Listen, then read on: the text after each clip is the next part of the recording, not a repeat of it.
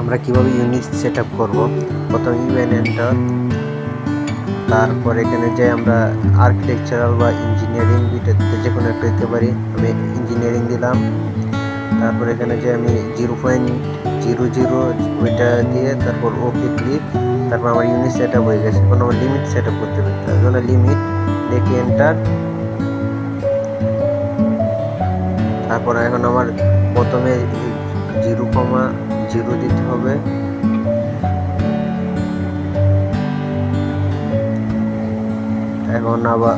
এখন আমার যতটুকু প্রয়োজন সেই অনুযায়ী আমার ফিটগুলো দেবে। এখন আমি এখানে 500 ফিট কমা দিয়ে লক করে আবার 500 ফিট দিলাম। আমার লিমিট সেট আপ হয়ে গেছে। এখন আমি এটারে জুমিং করার জন্য যে এন্টার, তারপর আবার এন্টার দেবো যাতে ওয়াল মানে পুরো অবজেক্টগুলো আমার জুমিং হয়।